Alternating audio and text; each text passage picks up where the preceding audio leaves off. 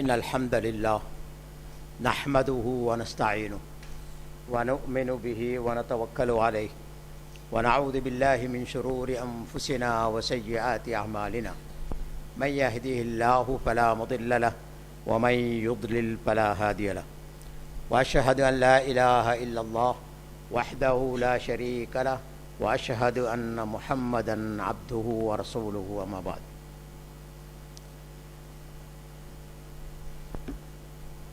قال الله تعالى: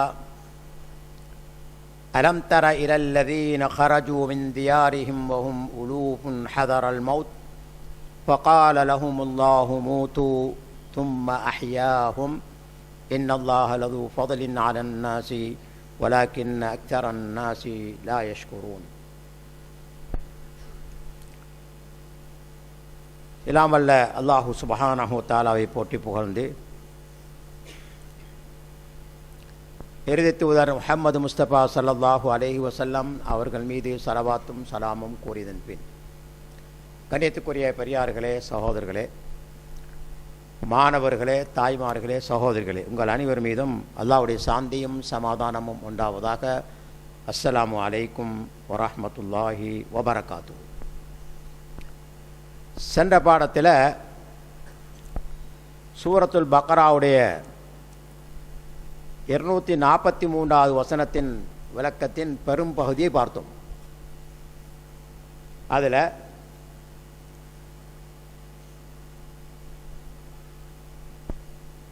வியாதி, அதாவது தொற்று நோய் காரணமாகவோ அல்லது யுத்தத்தில் இறப்பு ஏற்படும் என்ற காரணத்தினாலோ மௌத்தை விட்டும் வெருண்டு ஓடுவதனால் எந்தொரு பயனுமில்லை. அவ்வாறு ஓடுவது இஸ்லாத்தில் தடுக்கப்பட்டது என்ற விளக்கத்தை சென்ற பாடத்தில் விரிவாக பார்த்தோம். அடுத்ததாக, அப்படித்தான் ஒருவர் தொற்று நோய் காரணமாக அல்லது யுத்தம் காரணமாக மௌத்தை பயந்து தப்பி ஓடுவாரேயானால் அவரால் நிச்சயமாக அதில் வெற்றி காண முடியாது. ஏன்னா மௌத் என்பது அல்லாஹ்வினால் நிர்ணயிக்கப்பட்டது. அது பிற்படுத்தப்பட மாட்டாது, முற்படுத்தப்படவும் மாட்டாது. இதனால் சொல்வார்கள், லா யுஞ்சில் ஹதரு மினல் கதர். நாங்கள் எவ்வளவுதான் கவனமாக இருந்தாலும் அல்லாஹ்வுடைய கதா கதரிலிருந்து எங்களுக்கு தப்ப முடியாது. அடுத்த நாங்கள் பார்த்தோம் அந்த வசனத்தில் அல்லாஹ்வுடைய ஆற்றல், படைப்பதற்கும் சக்தி பெற்றவன், மனிதர்களை மரணிக்க செய்யவும் சக்தி பெற்றவன். அந்த இரண்டும் அவனுடைய கையில் தான் இருக்குது. அவன் நினைத்தால் உயிர்ப்பிப்பான், நினைத்தால் மரணிக்க செய்வான். எந்த ஒரு ஆத்மாவும் அவனுடைய அனுமதி இல்லாமல் பிறக்கவும் முடியாது, எந்த ஒரு ஆத்மாவும் அவனுடைய அனுமதி இல்லாமல் இறக்கவும் முடியாது. ஏனென்றால் அல்லாஹ்வை பொறுத்த வரையில் அல்லாஹ் இதா அராத ஷைஅன் யகூல் கும் ஃபயகூன். அல்லாஹ் ஏதோ அவனை நாடிட்டா ஆகு என்று சொன்னால் போதுமானது, ஆகிவிடும். அடுத்த நாங்கள் பார்த்தோம் சென்ற பாடத்தில், இந்த மனித உடம்பு இறந்த பிறகு அடக்கம் செய்யப்பட்டு உக்கி இழந்து மண்ணோடு மண்ணா போனதுக்கு பிறகு திரும்பவும் எழுப்ப முடியுமா என்ற கேள்விக்கு தெளிவான விளக்கத்தை அல் குர்ஆன் மூலமாக நாங்கள் பார்த்தோம் சென்ற பாடத்தில். அது அல்லாஹ்வுக்கு முடியும். அதற்கான அத்தாட்சிகளை அல்லாஹ் சுப்ஹானஹு வ தஆலா இந்த உலகத்திலேயே நிகழ்த்தி காட்டியிருக்கிறார் என்பதை சென்ற பாடத்தில் விரிவாக நாங்கள் பார்த்தோம். அந்த பாடத்தில் கடைசியாக சில விஷயங்களை சொல்லிவிட்டு நாங்கள் அடுத்த பாடத்துக்கு போவோம் இன்ஷா அல்லாஹ். அல்லாஹ் சொல்லுகின்றான், இன்னல்லாஹ லது ஃபத்ல் அலன்னாஸ் வலக்கின் அக்தரன்னாசி லா யஷ்குரூன். இந்த வசனத்தை அல்லாஹு தஆலா முடிக்கும் போது அல்லாஹு தஆலா இப்படி சொல்லுகிறான், நிச்சயமாக அல்லாஹ் மனிதர்கள் மீது பேரருளுடையவன் என்றாலும் மனிதர்களில் அதிகமானவர்கள் அவனுக்கு நன்றி செலுத்துவதில்லை.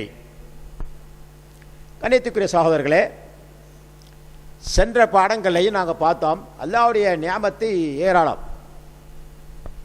மனிதன் இந்த உலகத்தில் அனுபவிக்கக்கூடிய நியாமத்துகள் எண்ணிலடங்காதவை. சுப்ஹானல்லாஹ். எந்த அளவுக்கு சொன்னால் அல்லாஹு சுப்ஹானஹு வ தஆலா அல் குர்ஆனில் கூறுகின்றான், வஇன் தஉது நிஅமத்தல்லாஹி லா துஹ்ஸூஹா.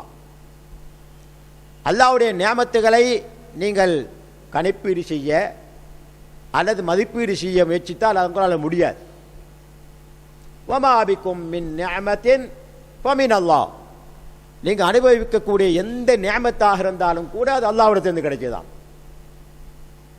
அதனால் அல்லாஹ்வுடைய நியாமத்துகள், மனிதனுக்கு அல்லாஹ் வழங்கி இருக்கக்கூடிய நியாமத்துகள் மிக ஏராளம். இதனால் தான் அல்லாஹ் சொல்றான், இன்னல்லாஹ லது ஃபத்லின் அலன் நாஸ். அல்லாஹு தஆலா மனிதர்கள் மீது பேரருளியவன். நாங்கள் பார்க்கிறோம் குர்ஆன்ல அல்லாஹு சுப்ஹானஹு வ தஆலா இந்த நியாமத்துகளில் சிலதை ஞாபகமுற்றான். ஒரு வசனத்திலே அல்லாஹு தஆலா சொல்லும் போது, அலன் தரவ் அன்னல்லாஹ ஸஹ்ஹர லக்கும் மா ஃபிஸ் ஸமாவாதி வ மா ஃபில் அர்த் வ அஸ்பக அலைக்கும் நிஅமஹு ஸாஹிரத்தன் வ பாத்தினா. சுப்ஹானல்லாஹ்.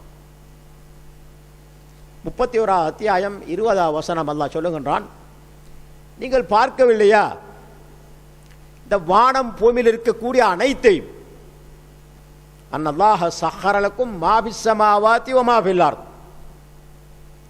வானம் பூமியில் இருக்கக்கூடிய அனைத்தையும் அல்லாஹு தஆலா உங்களுக்கு தஸ்கீர் செய்து தந்திருக்கின்றான், உங்களுக்கு வசப்படுத்தி தந்திருக்கிறான். சுப்ஹானல்லாஹ். இன்னைக்கு வானம் பூமியை கொஞ்சம் நோட்டம் விட்டு பார்த்தோம்னு சொன்னால், மனிதனுடைய கற்பனைக்கு அப்பாற்பட்ட படைப்புகள் அல்லாஹு தஆலா வானத்திலையும் பூமியில வச்சிருக்கிறான். வ அஸ்பக அலைக்கும் நிஅமஹு. அல்லாஹ் சொல்றான், அதாவது அவன் வழங்கிய நிஅமத்திலே உங்களுக்கு நிரப்பமாக்கி வைத்திருக்கிறான். சுப்ஹானல்லாஹ். அப்ப வானம் பூமியில் இருக்கக்கூடிய அனைத்தையும் அல்லாஹு தஆலா மனிதனுக்கு கட்டுப்பட வைத்திருக்கிறான். இதனால வானத்தில் ஃப்ளைட் பறக்குது, இல்லாட்டி பறக்க முடியாது. சுப்ஹானல்லாஹ். இன்றைக்கு ராக்கெட் அனுப்புறாங்க, அல்லாஹு தஆலா வானத்தை வசப்படுத்தி கொடுத்திருக்கான் மனிதனுக்கு, அதனால போகுது. இல்லாட்டி பூமிக்கும் வானத்துக்கும் இடையில பாரிய வித்தியாசம் இருக்கிறது. பூமியில் இருக்கக்கூடிய சூழ்நிலை வானத்தில் இல்லை. பூமியில் வாழக்கூடிய மனிதன் வானத்தில் வாழ முடியாது. வானத்தை நோக்கி சென்றால் உள்ளகம் இறுகிவிடும், போக முடியாது. அதனால தான் அதற்கு தேவையான ஆயத்தங்களை செய்து கொண்டு வானத்தை நோக்கி போறாங்க, மிதக்கிறாங்க போய். அல்லாஹ் தஆலா வானத்தை எங்களுக்கு வசப்படுத்தி தந்திருக்கிறான், அதில் இருப்பவைகளை வசப்படுத்தி தந்திருக்கான் எங்களுக்கு. இதே போல பூமியில சுப்ஹானல்லாஹ் எண்ணற்ற நியாமத்துகளை அல்லாஹு சுப்ஹானஹு வ தஆலா எங்களுக்கு வசப்படுத்தி தந்திருக்கான். வானத்தை பார்த்தோம்னா ஷம்ஸ், சூரியன், சந்திரன், நட்சத்திரங்கள், இது போன்ற படைப்பினங்கள் எல்லாமே மனிதனுக்கு ஹிதுமத்தான் செஞ்சு கொண்டிருக்குது. அல்லாஹ்வுடைய நிர்ணயப்படி இவைகள் எல்லாம் மனிதனுக்கு ஹிதுமத்தான் செய்து கொண்டிருக்குது. கொஞ்சம் பிசைக்குன்னு சொன்னா முடிஞ்சு, உலகமே அழிஞ்சு போயிடும், எல்லாம் தவிடுபடியா போயிடும். சுப்ஹானல்லாஹில் அஸீம். பூமியை பார்த்தோம்னு சொன்னால் ஆடு, மாடு, ஒட்டகம் என்று ஏராளமான கால்நடைகள், மரஞ்செடி கொடிகள், பயிறு பச்சைகள், ஓடக்கூடிய ஆறுகள், மிகப்பெரிய கடல்கள்,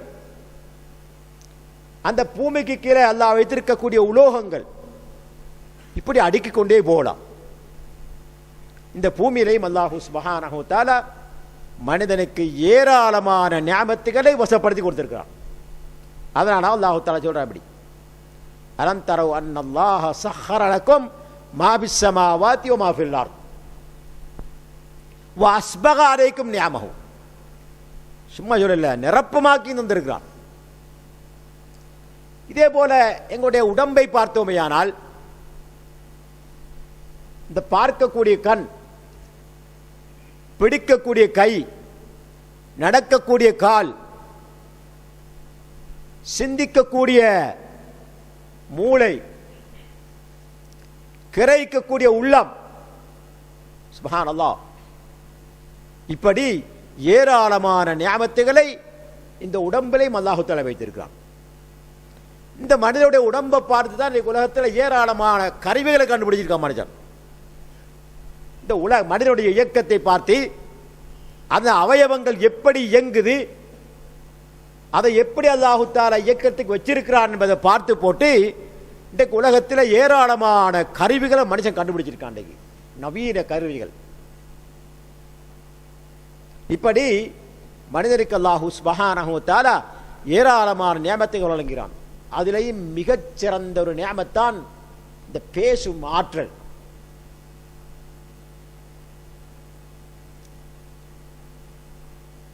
எந்த ஒரு மிருகத்துக்கும் இல்லாத மனிதனுக்கு அல்லாஹ் கொடுத்திருக்கக்கூடிய பேசும் ஆற்றல்.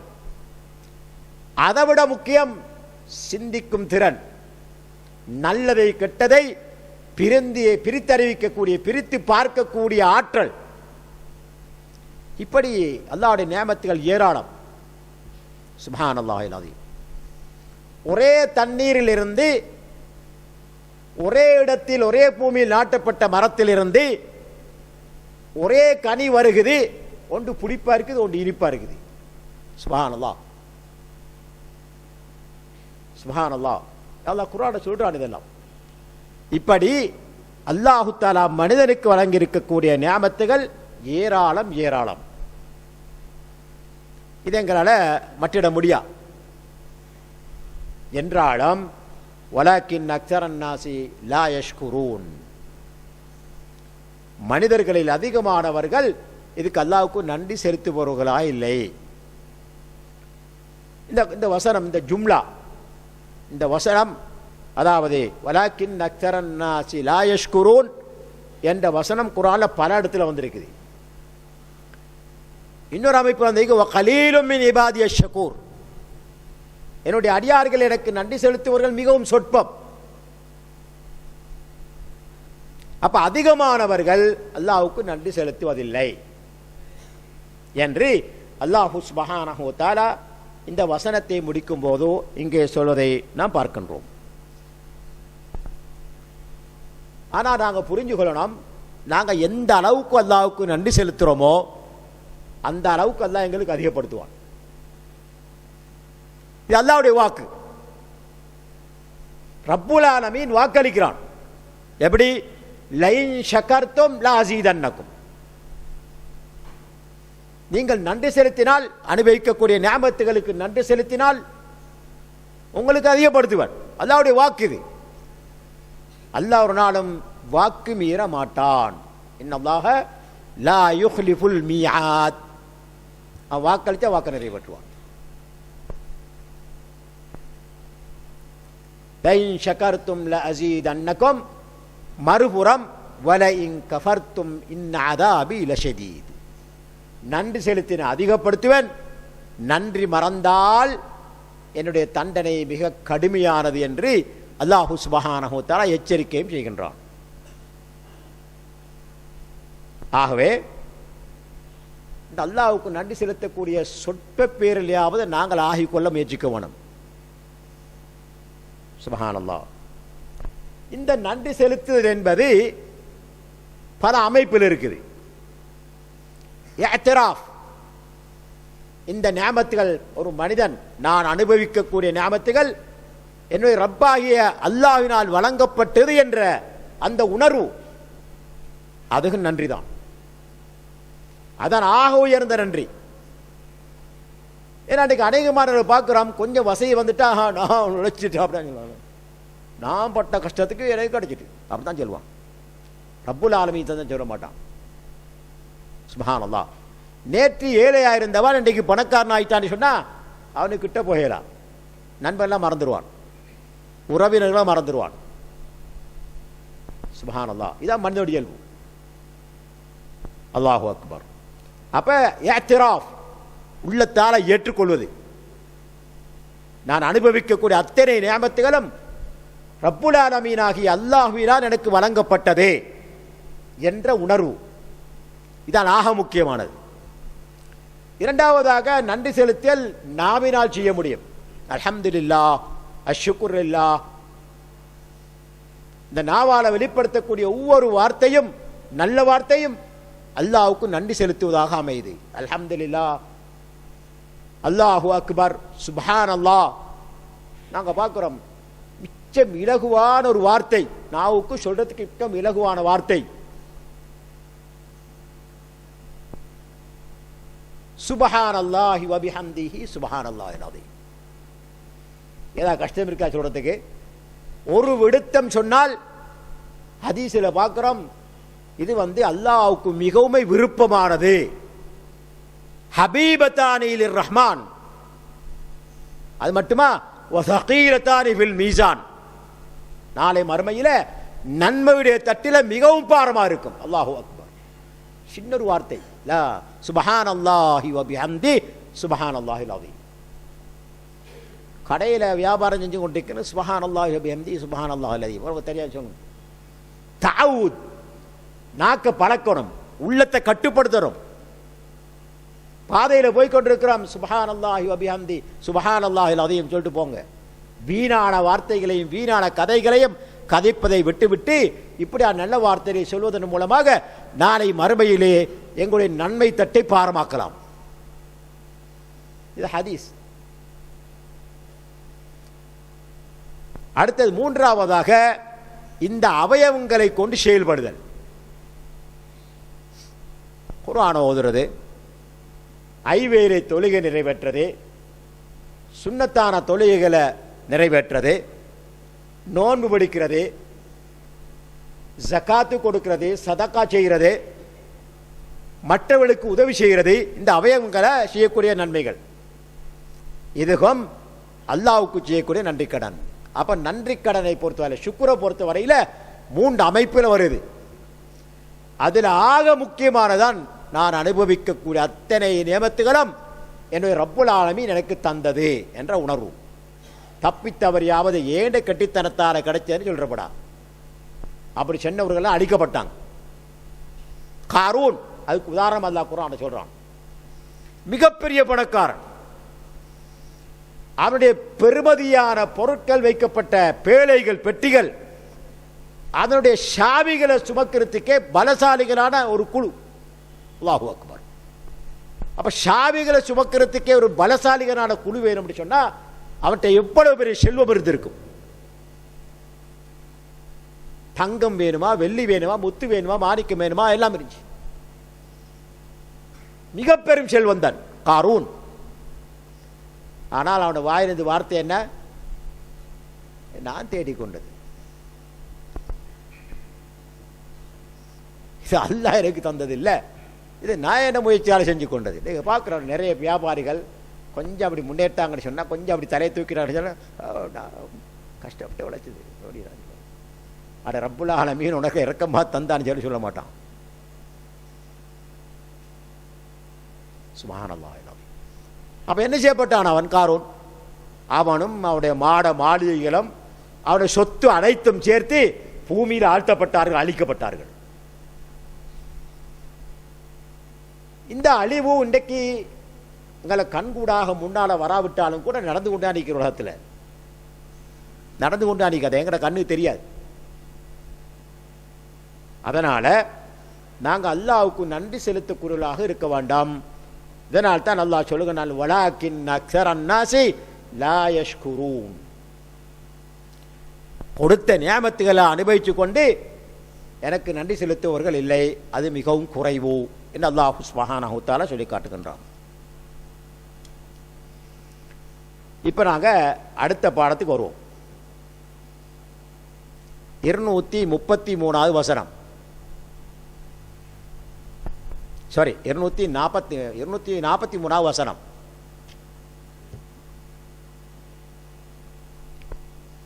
இந்த வசனத்தில் அல்லாஹ் சுப்ஹானஹு வ தஆலா என்ன சொல்லுகின்றான்னு சொன்னா, வகாத்திலு ஃபீ சபீலில்லாஹ்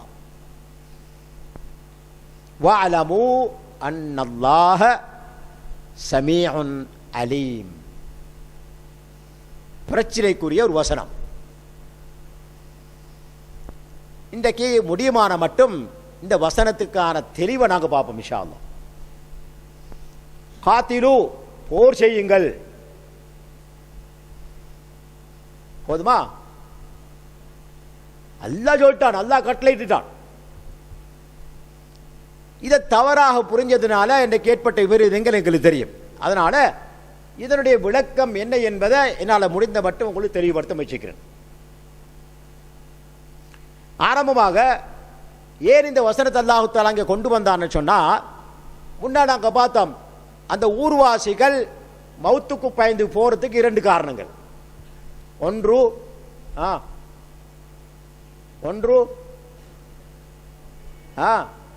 தொற்று நோய். தொற்று நோயினால் மௌத்து வந்துடக்கூடாது. இரண்டாவது யுத்த முறையில் இறந்துடக்கூடாது. அதுக்குத்தான் அல்லாஹ் சொல்றான் வக்காத்திலு, நீங்க மௌத்த பந்து போறீங்களா, அல்லாஹ்வுடைய பாதையில் போர் புரியுங்கள் என்று அல்லாஹ் தஆலா கட்டளை இடுகின்றான். காத்திலு என்பது ஃபிஅல் அம்ர். காத்தல யுகாத்திலு காத்தில். காத்தலண்டா 2 பெயர்களுக்கு ஏற்படக்கூடிய போர் வச்சுள்ளது காத்தல நிலை போட்டு. கத்தலண்டா ஒரு இன்னொரு கொள்றது, அது வேற. ஆனா காத்தலன்னு சொல்லும் போது இரு பகுதியினர் சண்டையிட்டு கொள்வது காத்தல.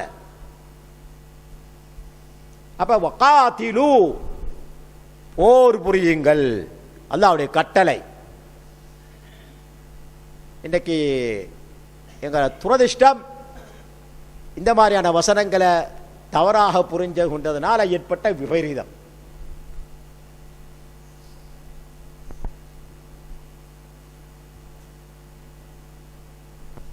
சரி, அதுக்கு முன்னால அந்த விளக்கத்துக்கு வாரத்துக்கு முன்னால நாங்கள் சொன்ன 2 காரணங்கள் அவங்க ஊரை விட்டு போறதுக்கு. அதில் ஒன்று கிதாலாக இருக்கலாம், அதாவது யுத்தமாக இருக்கலாம், அல்லது தொற்று நோயாக இருக்கலாம். எந்த காரணம் கொண்டும் மனிதன் மௌத்தை விட்டு தப்ப முடியாதே. அது அல்லாஹு தஆலா அல் குர்ஆன்ல அடிச்சு சொல்றான். அல்லதீன காலு லிஹ்வானிஹிம் வகஅது லவ் அதாஊனா மா குதிலு. சுப்ஹானல்லாஹ், இது மனிதன் சொல்றது. அதான் அந்த காலத்தில் ரசூலுல்லாஹ் காலத்தில் போர் முனைக்கு போறதுக்கு ரெடியாகி கொண்டிருக்கும் போது முனாஃபிக்கீங்கள் அவங்களுடைய இஹ்வான்களுக்கு சொன்ன வார்த்தை என்னது? காலு லிஹ்வானிஹிம், தங்களுடைய சகோதரர்களுக்கு சொல்லுகின்றார்கள், வகஅது, அவங்க யுத்தத்துக்கு போகாம பின்தங்கிட்டாங்க, லவ் அதாஊனா மா குதிலு, போர் முறையில் கொல்லப்பட்டவர்கள் நாங்க சொன்னதை கேட்டிருந்தா, எங்களுக்கு வழிபட்டிருந்தா கொல்லப்பட்டிருக்க மாட்டார்கள். அல்லாஹ் தஆலா பதில் அளிக்கிறான். கோல் நபியை நீங்கள் சொல்லுங்கள், ஃபத்ரவு அன் அன்ஃபுசிகுமுல் மௌத் இன் குன்தும் சாதிகீன், நீங்க சொல்வதில் உண்மையாளர்களாக இருந்தால், உங்களால் முடியும் என்றால் மௌத்தை தவிருங்கள். உங்களுடைய ஆத்மாவுக்கு மௌத்து வராம இறப்பு வராம தடுத்துக் கொள்ளுங்கள் என்று நபியை நீங்கள் சொல்லுங்கள்.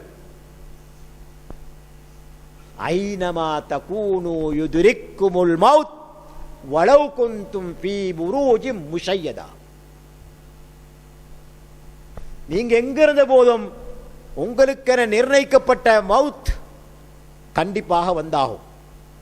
நீங்க பலமாக கட்டப்பட்ட பாதுகாப்பான கோட்டைக்குள் இருந்தாலும் சரி,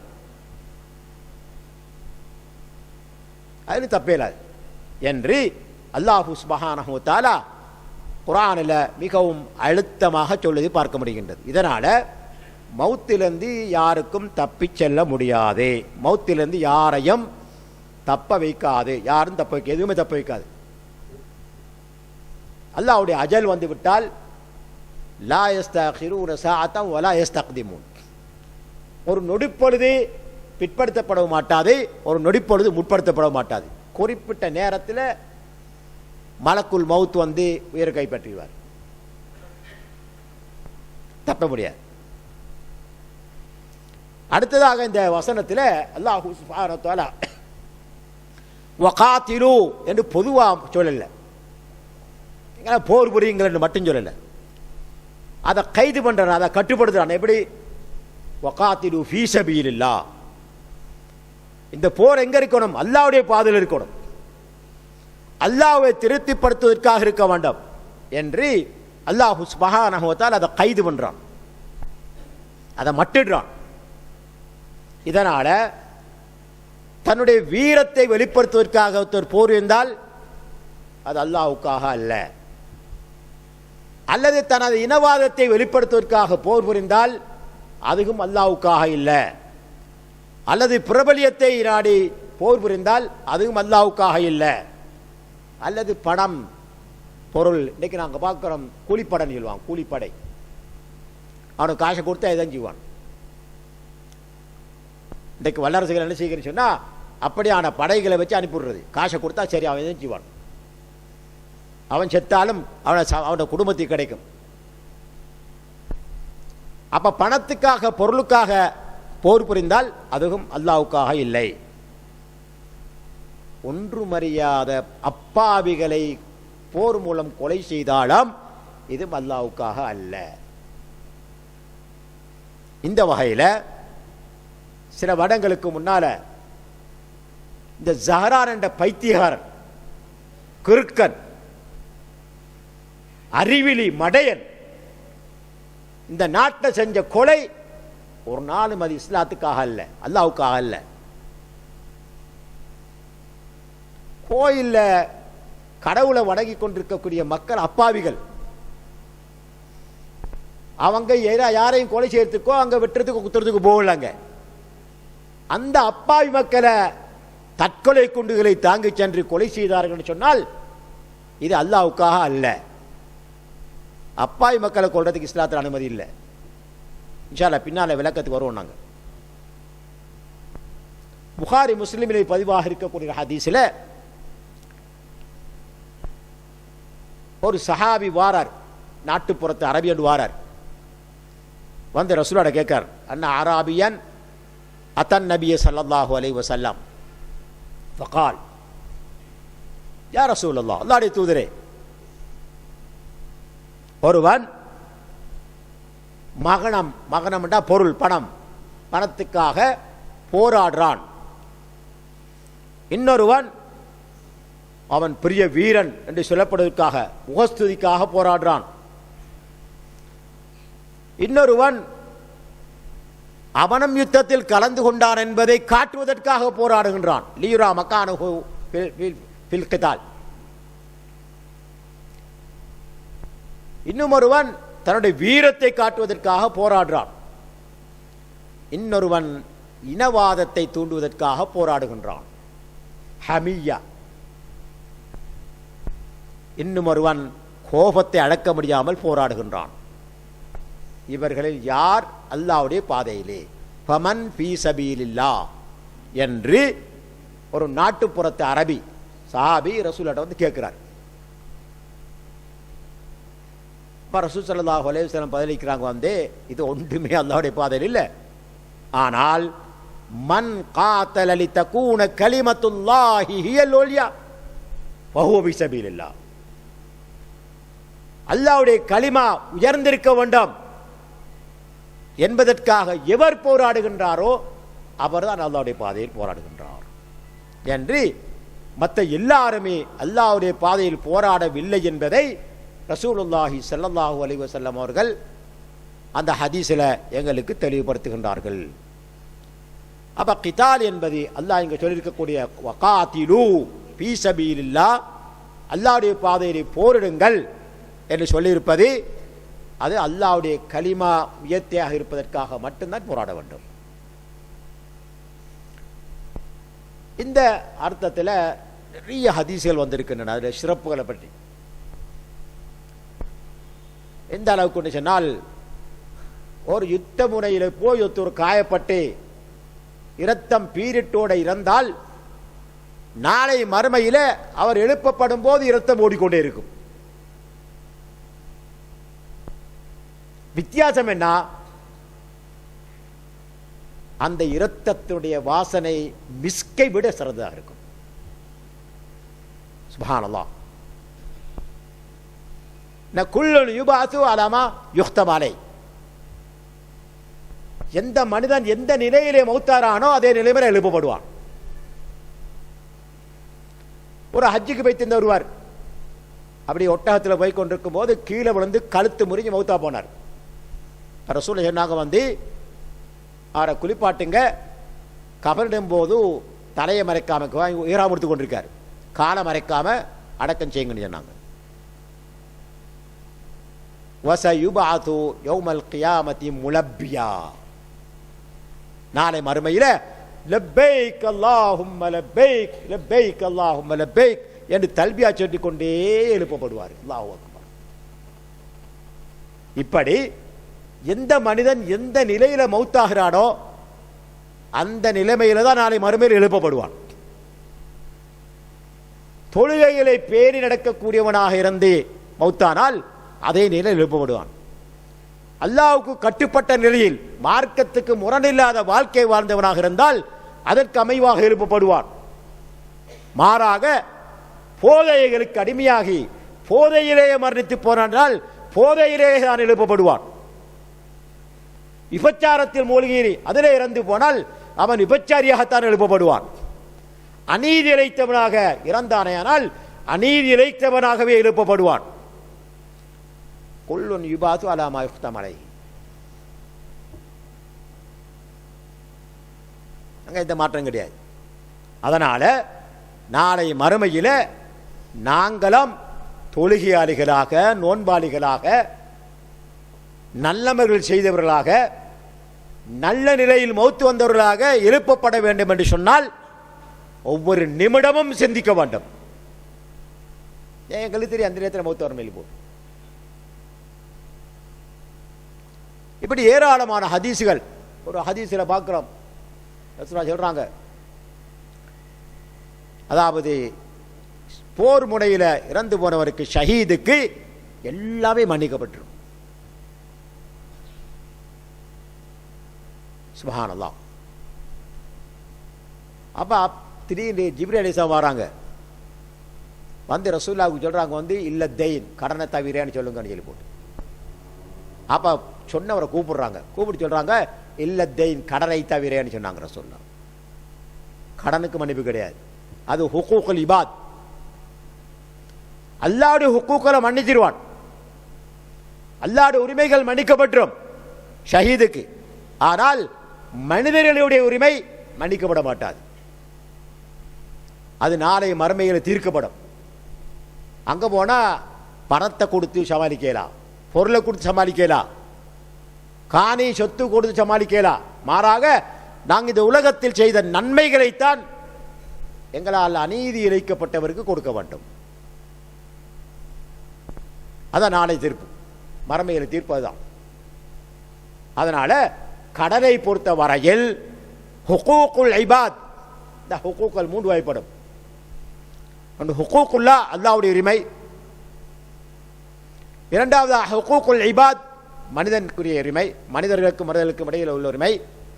மூன்றாவது ஹுக்கூக்குன் நஃப்ஸ், ஒவ்வொரு மனிதனுக்கும் அவனுடைய ஆத்மாவுக்கு ஹக் இருக்குது.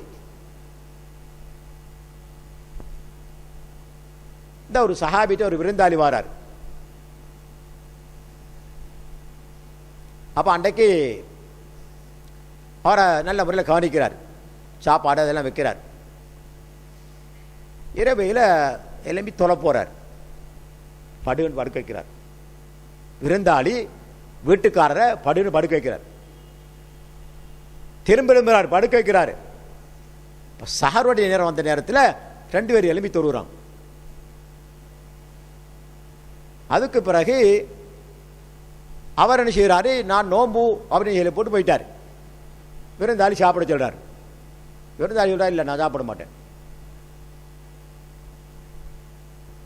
நான் சாப்பிட மாட்டேன், நீ சாப்பிட தான் நான் சாப்பிடுவேன். அப்போ போய் ரசூலோட முறைப்படுறாரு. அப்போ ரசூல் ஸல்லல்லாஹு அலைஹி வஸல்லம் அவங்க சொல்றாங்க, இந்த மனிதனுக்கு ஹுக்கூக்கள் இருக்குது, உரிமைகள் இருக்குது, அவனுடைய நஃப்ஸுக்கும் உரிமை இருக்குது.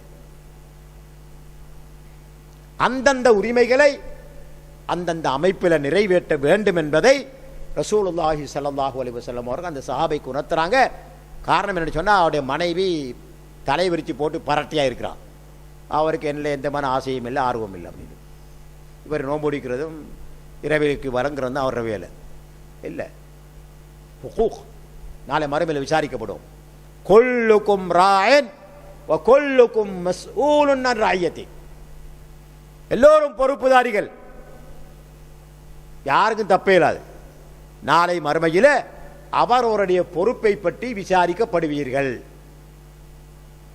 அதனால நாங்கள் ஜாக்கிரதையாக இருக்கணும்.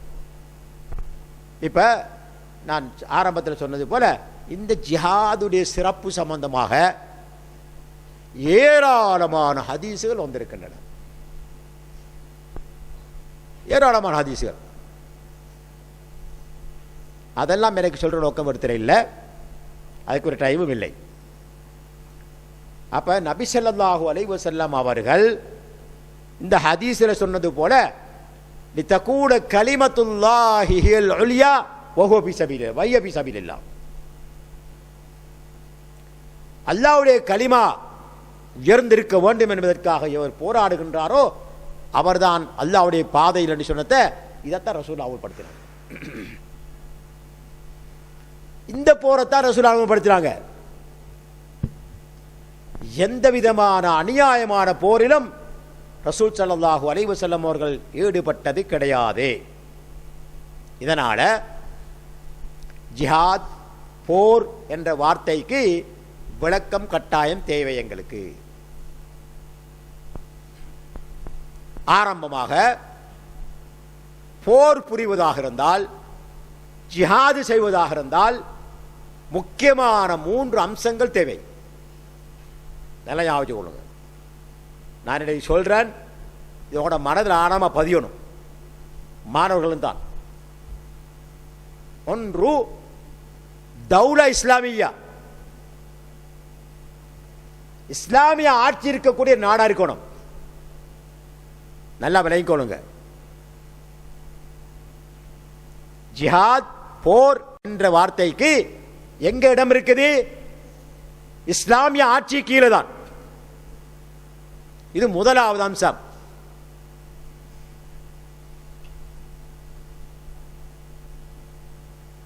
அப்படின்னு சொன்னா சிறுபான்மையராக வாழக்கூடிய மக்களுக்கு ஜிஹாத் என்னது? கடமை இல்லை.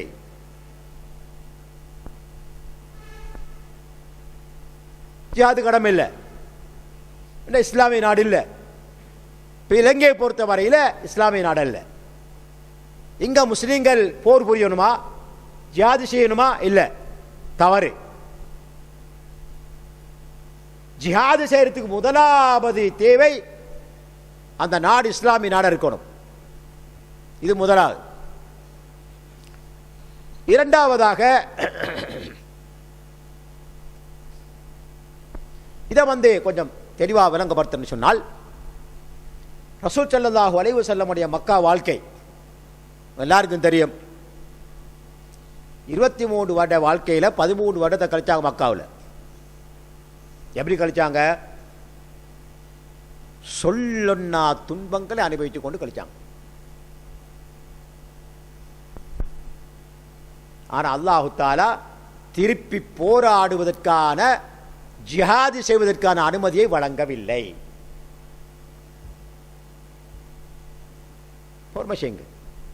ரசூலோட கண்ணுக்கு முன்னாலேயே குத்தப்படுறாங்க. எங்க? மர்மத்தில், மர்மஸ்தானத்தில் குத்தப்படுறாங்க. சஹாபி பெண்கள், சஹாபாக்கள் குத்தப்பட்டு கொலை செய்யப்படுறாங்க. சப்ரன் ஆல யாசிர்னா சொன்னாங்க. யாசுடைய குடும்பமே பொறுமை செய்யுங்கன்னு சொன்னாங்க. சில சஹாபாக்கள் வாராங்க ரசூலாட்ட, யார சொல்லலாம், இந்த குறைஷி காபிர்களால் தரப்படக்கூடிய துன்பங்கள், கஷ்டங்கள், அநியாயங்கள் எங்களால் சகிக்க முடியல, அல்லாஹ்ட்ட உதவி கேளுங்களேன்னு கேட்க சொல்றாங்க. உதவி கேட்டாங்களா சொல்ல? ஏன் அனுமதி வரல அதுக்கு? ரசூல் என்ன செய்யாங்க தெரியுமா? அதே சஹாபாக்களை திருப்பி பார்த்து கேட்டாங்க, இன்னமன் கான கப்லக்கும், உங்களுக்கு முன்னிருந்தவர்கள் இதைவிட மோசமாக தண்டிக்கப்பட்டார்கள், அநீதியாக கொலை செய்யப்பட்டார்கள், துன்புறுத்தப்பட்டார்கள். எந்த அளவுக்கு சொன்னா, பக்கத்தில் இருக்கக்கூடிய 2 மரங்கள் ஒன்றோடு ஒன்று சேர்த்து கட்டப்படும்.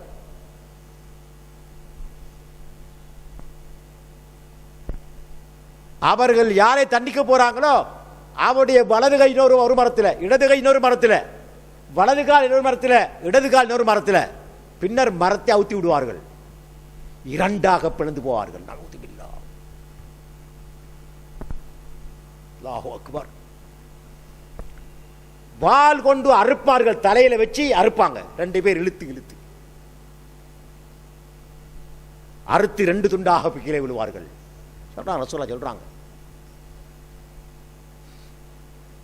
இப்படியெல்லாம் கொடுமை செய்யப்பட்டாலும் கூட அவர்கள் தீனை விட்டும் அணுவளவும் பிசகவில்லை. அத்தனை துன்பங்களையும் கஷ்டங்களையும் பொறுமையோடு ஏற்றுக்கொண்டார்கள். அதை விடவா நீங்க பட்டுட்டீங்க இருக்கிறாங்க ரசூலுல்லாஹ். அல்லாஹு அக்பர். ஏன்னா அல்லாஹ்வுடைய அனுமதி வரல திருப்பி அடிக்கிறது. மக்காவுடைய வாழ்க்கை. அப்பதான் அல்லாஹு தஆலா அவங்களுக்கு சொல்றாங்க, நீங்க போய் ஒரு இஸ்லாமிய ஆட்சி அமையுங்க. அதுக்கு பொருத்தமான இடம் மதீனா. அதுக்கு தோதாக மதீனாவில் சலசலப்பு ஏற்பட்டு, என்ன சலசலப்பு? யூதர்கள் ஒரு கூட்டம் சொல்லிக் கொண்டிருக்குது, எங்கட கடைசி நபி வருவாரு, அவரை பிந்தியர்ந்து இந்த மதீனா இருக்கக்கூடிய யூதர்கள் அதை அவ்வளவு பேரையும் கொள்ளுவோம் அப்படின்னு சொல்லி யோசிக்கிறாங்க.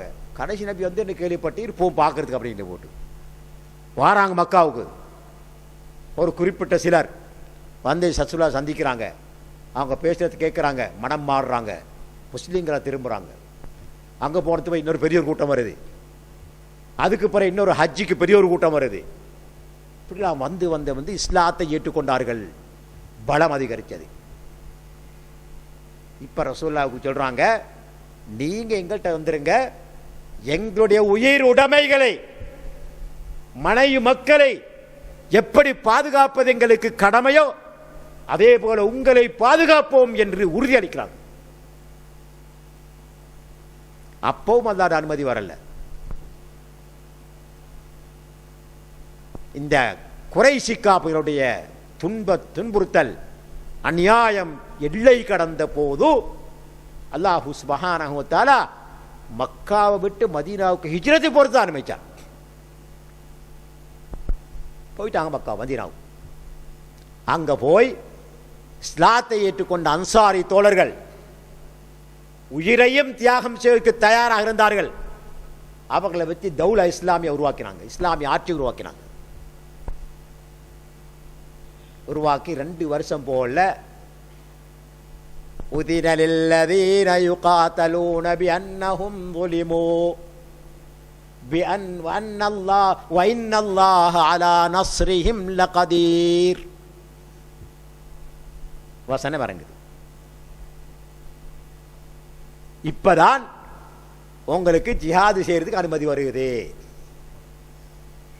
ஏன்னா உங்களுக்கு அநீதி இழைக்கப்பட்டுட்டு, அநியாயத்தை ஒழிப்பதற்காக அதற்கு எதிராக போராடுறதுக்கு அனுமதி வந்துடும் உங்களுக்கு. அதுக்கப்புறம் அனுமதி வந்துச்சு. மதீனாவுக்கு வந்து 2 வருடத்துக்கு பிறகு அதில் நடந்த முதலாவது போர் தான், யுத்தம் தான் பத்ர் யுத்தம். அப்ப தௌலா இஸ்லாமியா இல்லாமல் ஜிஹாது கிடையாது. இஸ்லாமிய ஆட்சி கீழ் இருக்கக்கூடிய மக்களுக்குத்தான் ஜிஹாது கடமை. சிறுபான்மையில் இருக்கக்கூடிய எங்களை போன்றவர்களுக்கு ஜிஹாது கடமை இல்லை. பொறுமையோடு இருந்து எமது உரிமைகளை கேட்டு பெற்று சாந்தமாக சமாதானமாக அமைதியாக வாழ்வது எங்களுடைய கடமை. இது முதலாவது அம்சம். இரண்டாவதாக அமீர் ஷரஇ, மார்க்க அடிப்படையில் நியமிக்கப்பட்ட ஆட்சி தலைவர் இருக்கணும். இரண்டாவது அம்சம். எப்படி? மார்க்க அடிப்படையில் நியமிக்கப்பட்ட ஆட்சி தலைவர், தன்னிச்சையாக வந்தவர் அல்ல, பலவந்தமாக வந்தவர் அல்ல, பெரும்பான்மைக்கு பிரதிநிதிப்படுத்துவர் அல்ல. அந்த சமுதாயத்தில் இருக்கக்கூடிய படித்த புத்திசாலிகள், புத்திஜீவிகள், இவர்தான் ஆட்சிக்கு பொருத்தமானவர் என்று தெரிவு செய்யப்பட்டவராக இருக்க வேண்டும். இரண்டாவதாக, மார்க்க அடிப்படையில் நியமிக்கப்பட்ட ஆட்சியாளர் இருக்க வேண்டும், ஆட்சி தலைவர் இருக்கணும். அவருக்குத்தான் மக்கள் கட்டுப்படணும். குர்ஆன்ல அல்லாஹ் சுப்ஹானஹு வ தஆலா சொல்லும்போது, யா அய்யுஹல்லதீன ஆமனூ அதீயுல்லாஹ வ அதீயுர் ரசூல வ உலில் அம்ரி மின்கும். விசுவாசிகளே, நீங்கள் அல்லாஹ்வுக்கும் வழிபடுங்கள், அல்லாஹ்வுடைய தூதருக்கும் வழிபடுங்கள். அல்லாஹ்வுக்கும் அவருடைய தூதருக்கும் வழிபடக்கூடிய உங்களுடைய தலைவருக்கும் வழிபடுங்கள். அவரு தான் முஸ்லிம்கள் கட்டுப்படணும். ஹதீஸில் பார்க்குறோம், ஏராளமான ஹதீஸ் சம்பந்தமாக வந்திருக்குது. புகாரில் பதிவாகக்கூடிய ஒரு ஹதீஸில் அனஸ் ரலியல்லாஹு அன்ஹு அவர்களும் வர்ணிக்கப்படுகிறது. சொல்றாங்க, இஸ்மஉ வ அதீஉ வ இன் இஸ்துஅமில அலைக்கும் அப்துன் ஹபஷியுன் கன்ன ரஅஸஹு ஜபீபா. ஹதீஸ் புகாரில் பதிவாக இருக்குது. நபி ஸல்லல்லாஹு அலைஹி வஸல்லம் சொல்றாங்க, இஸ்மஉ, உங்களுடைய தலைவருக்கு செய்மடுங்கள், வாதீஉ, அவருக்கு கட்டுப்படுங்கள்.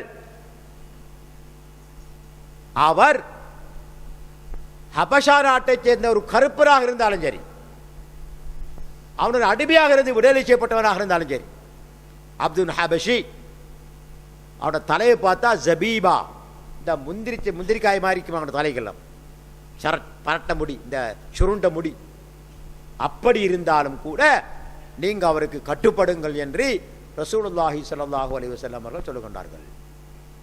அப்ப இரண்டாவது தேவை,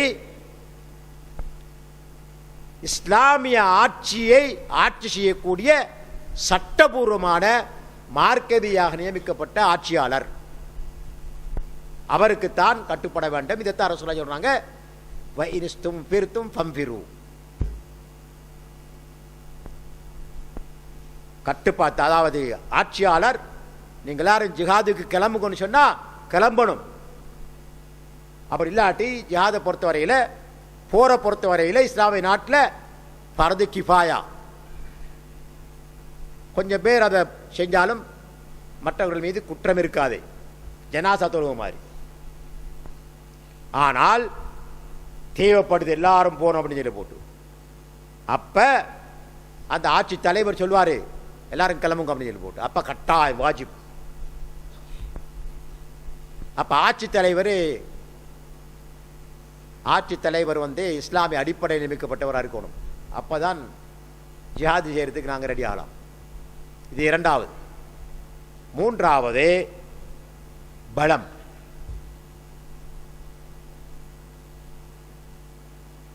சுப்ஹானல்லாஹ்.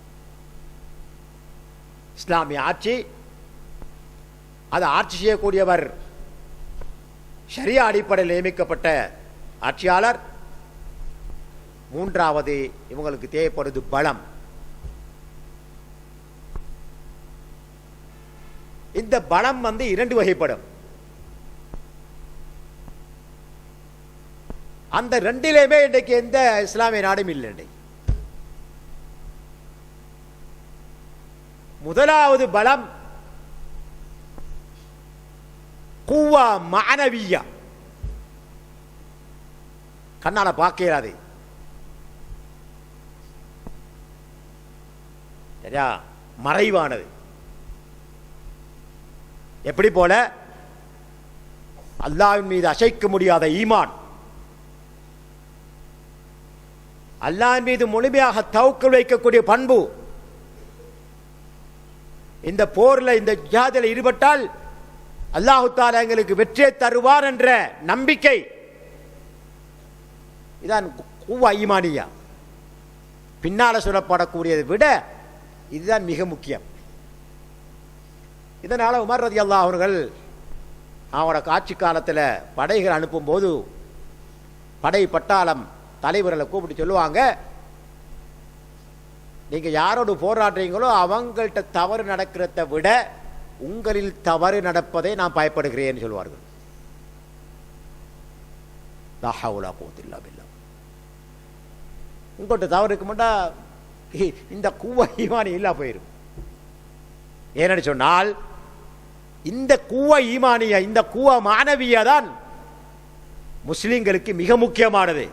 ஏன் அல்லாஹு தஆலா அல் குர்ஆனில் சொல்லுகின்றான், இயன்சுருகுமுல்லாஹு ஃபலா காலிப லக்கும்.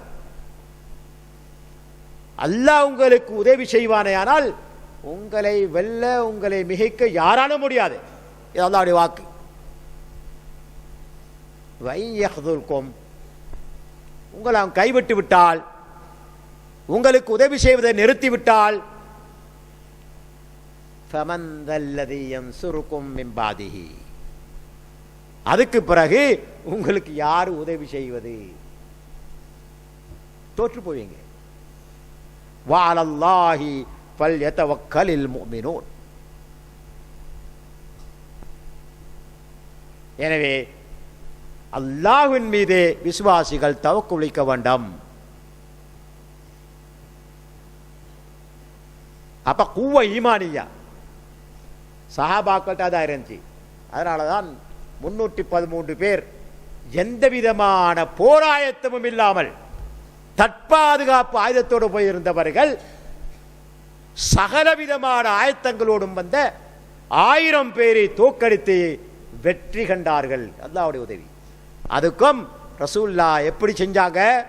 பத்ர் யுத்தத்தில் அல்லாஹு அக்பர், குர்ஆன்ல சொல்றான் அல்லாஹு அக்பர். அபூபக்கர் சித்திக் ரலியல்லாஹு பக்கத்தை நின்று கொண்டிருக்க ரசூலுல்லாஹ் வந்து அல்லாஹும்ம அன்ஜிஸ் வஅதக், அல்லாஹும்ம அன்ஜிஸ் வஅதக், அல்லாஹ் நீ வாக்களித்ததை நிறைவேற்றி, நீ வாக்களித்ததை நிறைவேற்றி என்று மன்றாடி அல்லாஹ்விடத்தில் பிரார்த்தித்துக் கொண்டிருக்கிறாங்க. அவங்களோட மேலாடை கீழே விழுந்த கூட அவங்களுக்கு வழங்கல. அல்லாஹ் வாக்களித்தான் 2 ஒன்றில் அபூ சுஃபியான் வியாபார குழு அல்லது அவளை பாதுகாப்பதற்காக வரக்கூடிய படைக்குழு பட்டாளம். இந்த 2 வெற்றியாக்கி தர வேண்டியும் அல்லாஹ் வாக்களித்தான். அப்ப ஒன்று தப்பி போயிட்டு, எது அபூ சுஃபியான் வியாபார குழு தப்பி போயிட்டு அவர் புத்திசாலித்தனமா விஷயத்தை செஞ்சிட்டாரு.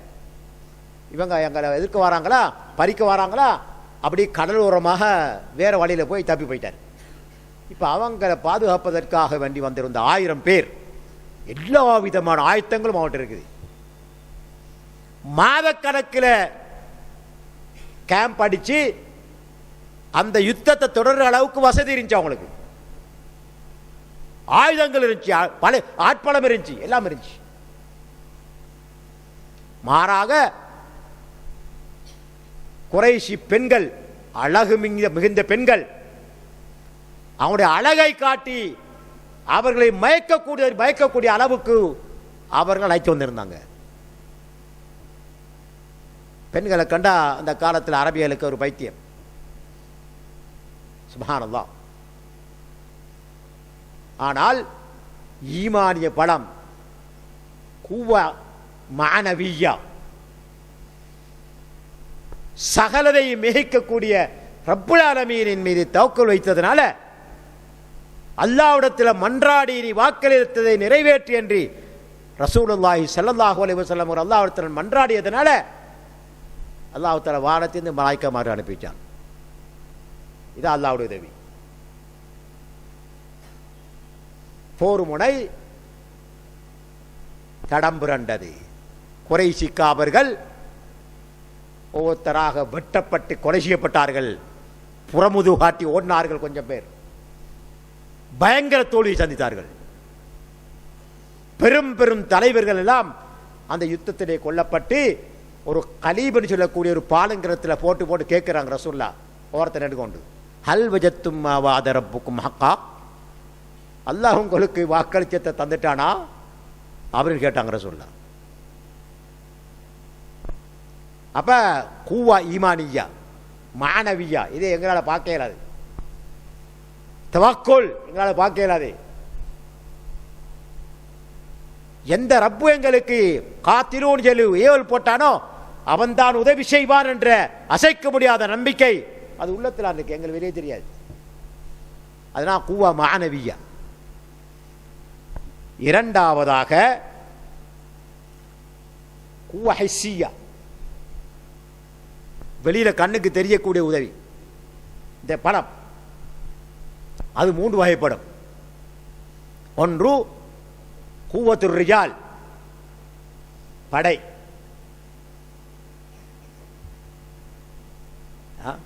போர் புரியக்கூடிய தகுதியான படை. ரிஜால் ஆண்கள், பெண்களுக்கு யுத்தத்தில் கடமை இல்லை.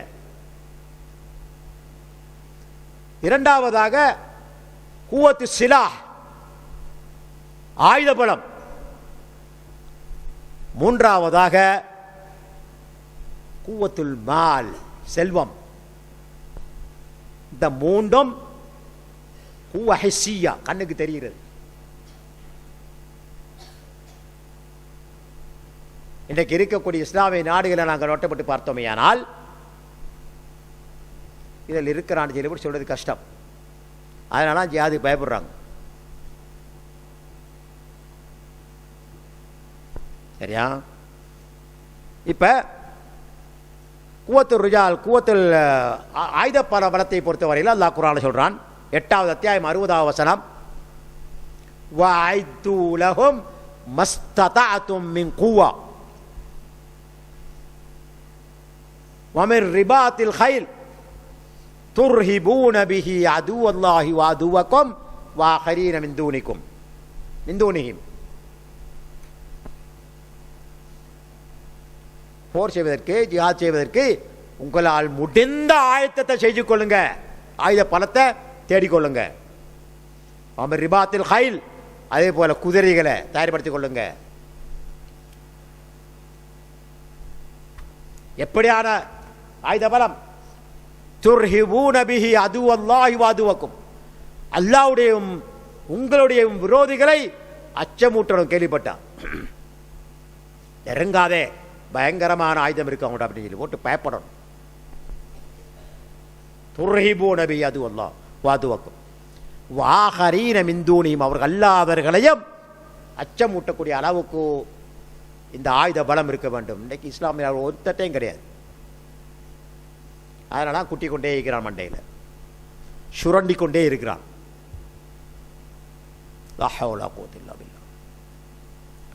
அடுத்து இரண்டாவது குவத்துர் ரிஜால், படைப்பலத்தை பொறுத்தவரையில் அல்லாஹு சுப்ஹானஹு வ தஆலா 8ம் அத்தியாயம் 66வது வசனத்தில் பின்வருமாறு சொல்றான், யா அய்யுஹன் நபி ஹர்தில் முஃமினீன அலல் கிதால், நபியே விசுவாசிகளை ஜிஹாதின் பால், யுத்தத்தின் பால் தூண்டுங்கள். ஈயக்கும் மின்கும் 20 சாபிரூன யக்லிபு 200. அல்லாஹு அக்பர். உங்களை பொறுமை செய்யக்கூடிய 20 பேர் இருந்தால் 200 பேரை தோற்கடிப்பார்கள். எப்படி? 20 பேர் இருந்தால் 200 பேரை தோற்கடிப்போம். ஒரு ஆளுக்கு 10 பேர். வையக்கும் மின்கும் மியத்துன் யக்லிபு அல்ஃபைன், உங்களை பொறுமை செய்யக்கூடிய 100 பேர் இருந்தால் 2000 பேரை தோற்கடிப்பார்கள்.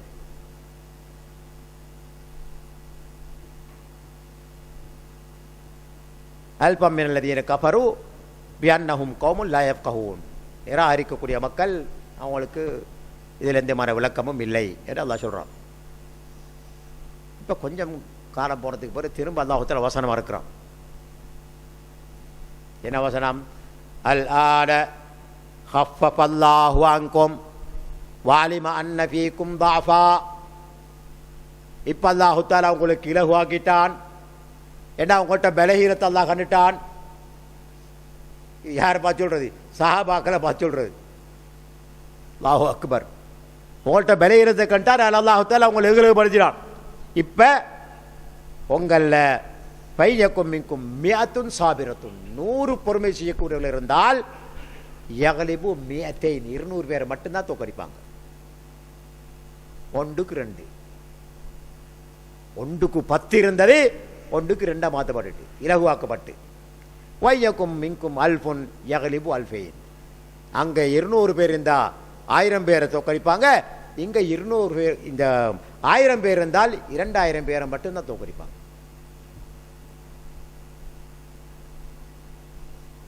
பி இதனில்லா, அதுவும் அல்லாஹ்வுடைய அனுமதியோட, அல்லாஹ்வுடைய உதவியோட. வல்லாஹுமா சாபிரீன், அல்லாஹு தாலா நிச்சயமாக பொறுமையாளர்களோடு இருக்கிறான். அப்போ இது ஆட்படம். இது 2வது குவா ஹிஸ்ஸியாவில் 2வது. 3வது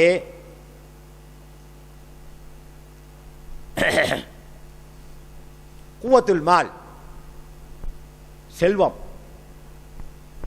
சுப்ஹானல்லாஹ். இப்போ ரசூலுல்லாஹ் மக்காவில் இருந்து பதருக்கு வந்ததே அது செல்வத்துக்காக வேண்டிதான், யுத்தத்துக்காக அல்ல. அபூ சுஃபியானுடைய வியாபார குழு அபகரிக்கு தான் வந்தது. அந்த அளவுக்கு அவர் அநியாயம் செஞ்சிட்டாங்க. ஏற்கனவே இருந்த சஹாபாக்கள் இருந்த எல்லாம் சுரண்டிட்டாங்க, பறிச்சிட்டாங்க. எல்லாம் வீடு வாசல் சொத்து சுகம் அனைத்தையும் பறிச்சிட்டாங்க. ஏன்? எத்தனையோ உயிர்களையும் கொண்டுட்டாங்க. அதனால் அல்லாஹு தஆலா அவர்களுக்கு அனுமதிச்சான், போய் பிடிங்க அப்படின்னு சொல்லி. என்றால் அல்லாஹு தஆலா தப்ப வச்சு போட்டு போர் முனையில் சந்திக்க வைத்தான். அவ செல்வம். இப்படி இந்த 3 குவ ஹிஸ்ஸியாவும் இருந்து குவ மானவியாகவும் இருந்தால்தான் ஜிஹாதுக்கு போகலாம். சரி, நான் முடிக்க போகிறேன், ஏன்னா நீண்டு கொண்டு போகுது. கணியத்துக்குரிய சகோதரர்களே, இப்போ நாங்கள் பார்த்தோம் இஸ்லாமிய ஆட்சி இருக்கணும், அதில் சரியா அடிப்படையில் அமைக்கப்பட்ட ஆட்சியாளர் இருக்கணும், 3வதாக பலம் இருக்கணும்.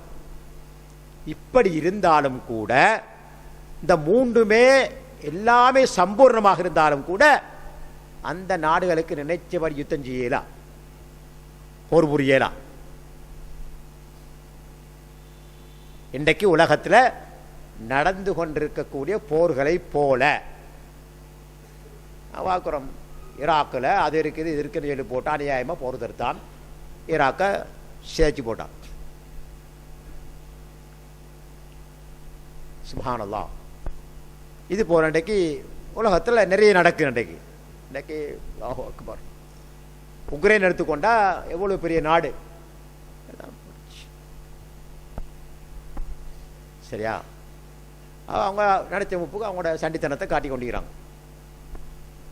ஆனால் இஸ்லாமிய ஆட்சி ஒன்று இருந்து, இஸ்லாமிய ஆட்சி தலைவரும் இருந்து, பலமும் இருந்து அவங்க நினைச்சபடி யுத்தம் செய்யலாம்.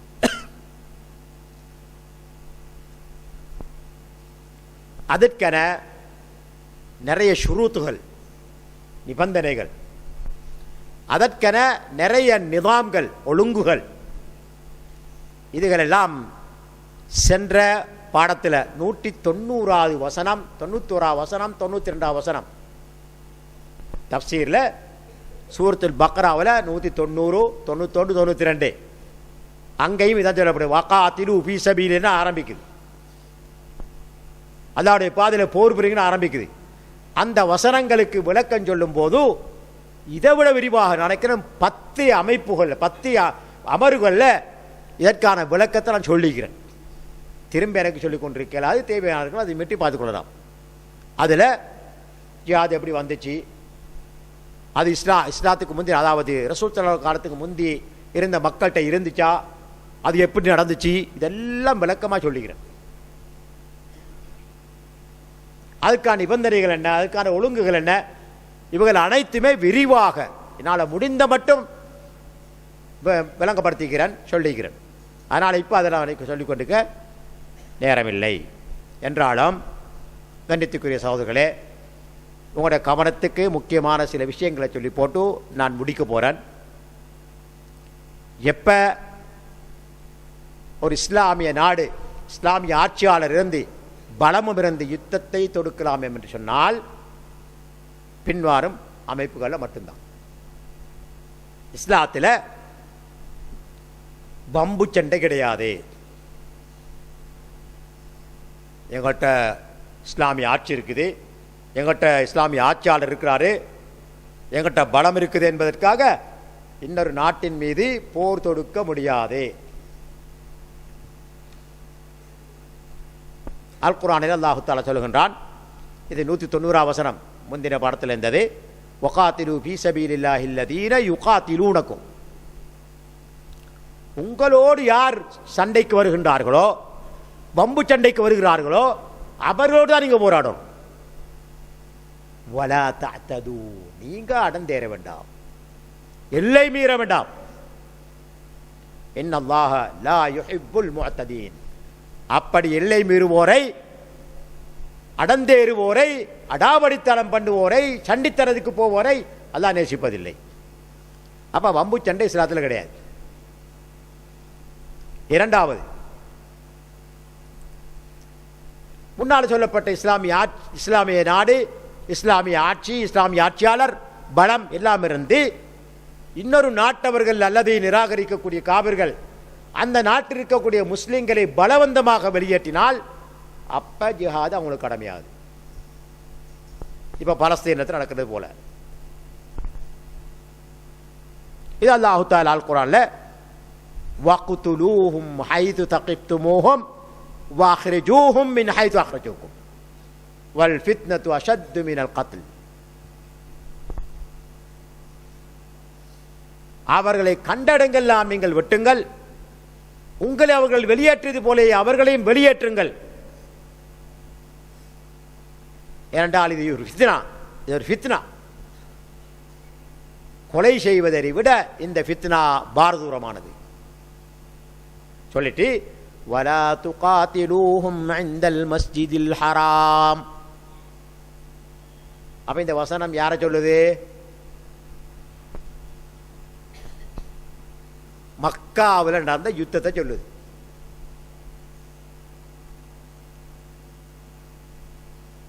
முஸ்லீம்களை வெளியேற்றின யாரு?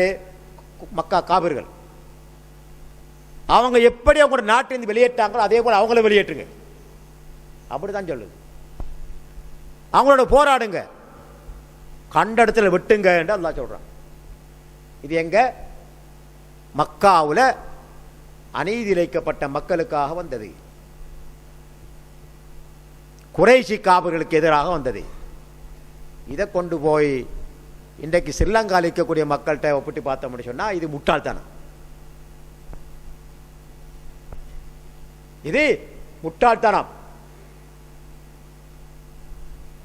வலா துகாத்திலூஹும் இன்தல் மஸ்ஜிதில் ஹராம், மஸ்ஜிதுல் ஹராமு பக்கத்தில் போர் புரியாதீங்க. ஹத்தா யுகாத்திலுக்கும் ஃபீ, அவங்க அடந்தேறி பம்புக்கு வந்து மக்கா எல்லைக்கிற போர் புரிவார்கள், ஆனால் பக்கத்துலுவும் நீங்களும் போர் புரியுங்க. இது 91 வசனம். அடுத்தது, இல்லை நாங்களாம் யுத்தத்தை வாபஸ் வாங்கிட்டோம் சொன்னவர்களோடு போர் கிடையாது. வாபஸ் வாங்கிட்டான்னு சொன்னா அதுக்கப்புறம் விட்டுறணும். போரேந்து விலகி வாபஸ் வாங்கிட்டாங்க, அப்ப தொடர்ந்து அவங்களோட போராடக்கூடாது, விட்டுறணும். இது அல்லாஹு தஆலா ஃபைன் இன்தஹவ் ஃபைனல்லாஹ கஃபூருர் ரஹீம். அதே தொடர்ல 92 வசனத்தில் அல்லாஹ் கடைசியில் சொல்றான், அவங்க யுத்தத்தை கைவிட்டு விலகி கொண்டாங்கன்னு சொன்னா நிச்சயமா அல்லாஹு தஆலா மன்னிக்கக்கூடியவன், அருள் புரியக்கூடியவன் அல்லாஹு தஆலா சொல்லுகின்றான். நான்காவது, இஸ்லாமிய நாட்டில் இருக்கக்கூடிய பலகீனமானவர்கள்,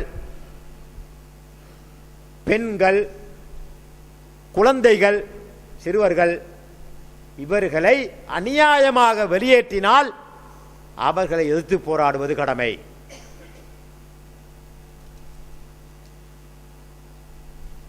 இதே அல்லாஹு தஆலா அல் குர்ஆனில் சொல்லும் போது வமா லக்கும் லா துகாத்திலூன ஃபீ ஸபீலில்லாஹ் வல் முஸ்ததஅஃபீன மினர் ரிஜால் வன் நிஸா வல் வில்தான் அல்லதீன யகூலூன் ரப்பனா அக்ரிஜ்னா மின் ஹாதிஹில் கர்யத்தி ظالم அஹ்லுஹா வஜஅல் லனா மின் லதுன்க வலியன் வஜஅல் லனா மின் லதுன்க நஸீரா.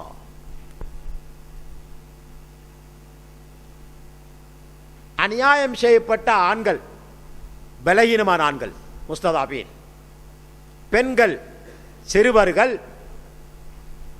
எப்படிப்பட்டவர்கள்? அல்லாஹ்விடத்தில் கையேந்தி பிரார்த்திக்கிறாங்க, யா அல்லாஹ், இந்த அநியாயம் செய்யக்கூடிய மக்கள் இருக்கக்கூடிய கிராமத்திலிருந்து எங்களை வெளியேற்றிரு. மேலும் உன்புறத்திலிருந்து எங்களுக்கு ஒரு உதவியாளரை அனுப்பு, உன்புறத்திலிருந்து எங்களுக்கு உதவியை வழங்கு என்று பிரார்த்திக்கக்கூடிய மக்கள் இருக்கிறாங்களே, அவர்களுக்காக நீங்கள் போராடுவதற்கு உங்களுக்கு என்ன நடந்தது? போராடாமல் இருப்பதற்கு உங்களுக்கு என்ன நடந்தது? என்ன அல்லாஹ் கேட்கிறான். மாலக்கும் லா துகாத்திரு, அப்படின்னா போடுறீங்கள் அர்த்தம். இதுக்கும் மக்காவை தான் சொல்லுது. மக்காவிலேருந்து மதீனாவுக்கு ஹிஜ்ரத் போனதுக்கு பிறகு நபி ஸல்லல்லாஹு அலைஹி வஸல்லம் அவர்களும் வசதியினர்களும் போனதுக்கு பிறகு அங்கே கொஞ்சம் பேர் மீதமாக இருந்துட்டாங்க, போக முடியாமல். குறைஷிகளால் தடுக்கப்பட்டாங்க, காபிர்களால் தடுக்கப்பட்டாங்க. அப்போ அவங்க அல்லாஹ்வோட கையேந்துறாங்க, யா அல்லாஹ், தடுக்கப்பட்ட மட்டுமல்ல, பயங்கர துன்பம் அநியாயம் செஞ்சு கொண்டிருந்தார்கள். சிலரை கொண்டு போட்டாங்க. எந்த அளவுக்கு சொன்னால், கணவன் மனைவிக்கு இடையில பிள்ளையை பறிக்கிறதுக்காக வேண்டி பிள்ளையுடைய 2 சந்தும் பிஞ்சு வந்துட்டு, அந்த அளவுக்கு அநியாயம் நடந்திருக்கு. அவங்க தான் அல்லாஹ்வோட கையேந்துறாங்க, யா அல்லாஹ், இந்த அநியாயம் நடக்கக்கூடிய கிராமத்தில் இருக்கக்கூடிய மக்களுடைய கிராமத்தில் எங்களை வெளியேற்று. அப்படி பிரார்த்திக்கக்கூடிய மக்களுக்கு சாதகமாக போராடாமல் இருப்பதற்கு உங்களுக்கு என்ன நடந்தது என்று அல்லாஹ் கேட்கிறான். அப்ப போர் யாருக்கு? அநீதி இழைக்கப்பட்ட மக்களுக்காக. 5வது, நாங்கள் சமாதானத்தை விரும்புகிறோம் என்று எந்த நாடாவது சொல்லும் என்று சொன்னால் அவர்களோடு போர் கிடையாது. அல்லாஹ் தஆலா இது குர்ஆன்ல சொல்லும்போது 8ஆம் அத்தியாயத்தில் 61ஆம் வசனத்தில் பின்வருமாறு சொல்லுகின்றான், வைன் ஜனஹு லிஸ்ஸல்மி ஃபஜ்னஹ் லஹா. அவர்கள் போரை கைவிட்டு சமாதானத்தின் பால் சாய்ந்தால் நீரும் அதன் பால் சாய்ந்து விடும். போரை நிறுத்துறீங்க. வதவக்கல் அலல்லாஹ், அல்லாஹ் முழுமையாக தாக்குலைங்க. இன்னஹு ஹுவஸ் ஸமீஉல் அலீம், நிச்சயமாக அவன் செவியுறுபவன், அனைத்தையும் அறிந்தவன். 6வது, லா கிதால லிதிஹாலி கைரில் முஸ்லிமீன ஃபில் இஸ்லாமி கஹ்ரன். எந்த ஒரு முஸ்லீம் அல்லாதவனையும் பலவந்தமாக இஸ்லாத்தின் நுழைவிப்பதற்காக போர் கிடையாது. அல் குர்ஆனில் அல்லாஹ் தஆலா சொல்லும் போது லா இக்ராஹ ஃபித்தீன், இஸ்லாத்தில் நிர்பந்தம் கிடையாது. சூரத்துல் காஃபிரூன் அடிக்கடி ஓதப்படக்கூடிய அத்தியாயம். குல், நபியே நீங்கள் சொல்லுங்கள், யா அய்யுஹல் காஃபிரூன், நிராகரிக்கக்கூடிய காபிர்களே, லா அஅபுது மா தஅபுதூன், நீங்கள் வணங்கக்கூடியதை நான் வணங்க மாட்டேன். வலா அன்தும் ஆபிதூன மா அஅபுத், நான் வணங்குபவரை நீங்கள் வணங்கக்கூடியவர்கள் அல்ல. வலா அன ஆபிதும் மா அபத்தும், நீங்கள் வணங்கக்கூடியவைகளை நான் வணங்கக்கூடியவனும் அல்ல. வலா அன்தும் ஆபிதூன மா அஅபுத், திரும்பவும் அதான் சொல்றான், நீங்கள் வணங்கக்கூடியவைகளை நான் வணங்கக்கூடியவன் அல்ல. லக்கும் தீனுக்கும், உங்களுடைய மார்க்கம் உங்களுக்கு, வலியதீன், என்னுடைய மார்க்கம் எனக்கு என்று நபியை நீங்கள் சொல்லுங்கள். போருக்கு போகணும், சமாதானத்தை விரும்பினான். இப்படி இந்த ஜிஹாதுக்கு, இந்த போருக்கு நிறைய விளக்கங்கள், ஒழுங்குகள் அல்லாஹு சுப்ஹானஹு வ தஆலா அல் குர்ஆனில் சொல்லியிருக்கிறான். அதனால குர்ஆனில் வரக்கூடிய இந்த வார்த்தைகள் என்ன வார்த்தைகள்? வக்துலூஹும் ஹைது தகிப்துமூஹும் ஃபைன் காதலூக்கும் ஃபக்துலூஹும், அவளை கண்டனத்தில் வெட்டுங்கள், கண்டனத்தில் கொள்ளுங்கள் என்று வரக்கூடிய ஏவல்கள் எல்லாம், கட்டளைகள் எல்லாம் அன்று நடந்த யுத்த முனையில் சொல்லப்பட்டவைகள். இதை ஆதாரமாக வைத்துக்கொண்டு அல்லாஹ் ஏவுகிறான் என்று சொல்லி இந்த நாட்டில் இருக்கக்கூடிய அப்பாவி மக்களை கொலை செய்வதற்கு முயற்சி நடக்கும் என்று சொன்னால் இதைவிட முட்டாள்தனம் வேறு எதுவும் இல்லை. இது இஸ்லாத்துக்கு முற்றும் முரணான செயல். அல்லாஹ் தஆலா ஒரு நாள் அங்கீகரிக்க மாட்டான். இவர்கள் கொலையாளிகள், அவர்களுக்குரிய தண்டனை நிச்சயமாக நாளை மறுமையிலே கிடைக்கும்.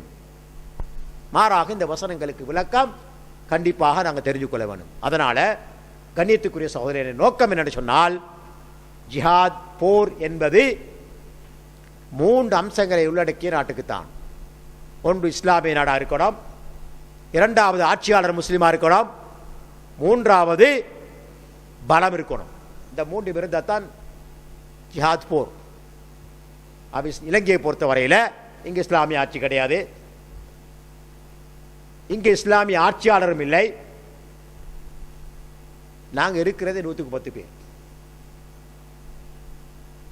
110 பேர், சிறுபான்மையிலும் சிறுபான்மை. அவங்க 72 பேர் இருக்கிறாங்க. அதனால இந்த நாட்டில் ஜிஹாத் போர் என்ற வார்த்தைக்கு இடமில்லை. எந்த ஒரு முஸ்லிமாவது, எந்த ஒரு பைத்தியாரனாவது உணர்ச்சி வசப்பட்டு இப்படியான வார்த்தைகளை உங்களிடத்தில் சொன்னால் அவர்களுக்கு இந்த விளக்கங்களை சொல்ல வேண்டும் என்பதற்காகத்தான் இவைகளை தொகுத்து உங்களுக்கு சொல்லியிருக்கிறேன். இதைவிட அதிகமான விளக்கங்கள் 190வது வசனம், 91வது வசனம், 92வது வசனம் வந்த வேளையில் கிட்டத்தட்ட 7-10 ஹரக்காத்துகளில் நான் சொல்லியிருக்கேன். என்னோட பதிவாக இருக்கலாம். இப்போ இது 13வது கோப்பி. இந்த கோப்பி 13வது 160 பக்கம் கொண்ட 13வது கோப்பி. அத்தனை பதிஞ்சிருக்கணும். தேவையானவர்கள் அதை மீட்டி பார்த்து கொள்ளலாம். எனவே கண்ணியத்திற்குரிய சகோதரர்களே, இந்த விஷயத்தில் எங்களுக்கு ஒரு தெளிவு இருக்கணும். நாங்கள் இந்த நாட்டில் வாழ்வது சிறுபான்மையினராக, எங்களுக்கு சில அநீதிகள் நடக்கலாம். ஏன் இஸ்லாமிய ஆட்சியில் கூட இன்றைக்கு நிறைய அநியாயம் நடக்குது. சொல்லுன்னா துன்பங்கள் வழங்கப்படுது, அபகரிக்கப்படுது சொத்துகள், நினைத்தபடி ஆட்சி செய்கிறார்கள். அப்பவும் அங்கே போராட்டத்துக்கு அல்லது எதிர்த்து போராட்டத்துக்கு இஸ்லாம் அனுமதிக்கல. அப்படி இருக்கும்போது சிறுபான்மையிலும் சிறுபான்மையாக வாழ்ந்து கொண்டிருக்கக்கூடிய இலங்கை முஸ்லிம்களை பொறுத்த வரையில் நாம் எந்த காரணம் கொண்டும் ஆயுதம் தூக்குவதற்கு உட்படக்கூடாது. மாறாக அமைதியான முறையில் புத்திசாலித்தனமாக எங்களுடைய உரிமைகளை பெற்றுக்கொள்வதற்கான முயற்சியில் நாங்கள் ஈடுபட வேண்டும். கிடைத்தால் அல்ஹம்துலில்லாஹ், கிடைக்காது விட்டால் அல்லாஹ் ஏற்கனவே வாக்களித்திருக்கின்றான், இந்த நிராகரிக்கக்கூடிய மக்களால் உங்களுக்கு துன்பம் ஏற்படும், அப்போ நீங்கள் பொறுமை செய்யுங்கள் என்று அல்லாஹ் தஆலா குர்ஆனில் சொல்லியிருக்கிறான். அப்படி பொறுமை செய்வதன் மூலமாக நாம் எம்மை தற்காத்துக் கொள்வோம், எங்களுடைய உரிமைகளை பாதுகாத்துக் கொள்வோம், எங்களுடைய சிந்தனைகளை தெளிவுபடுத்திக் கொள்வோம்.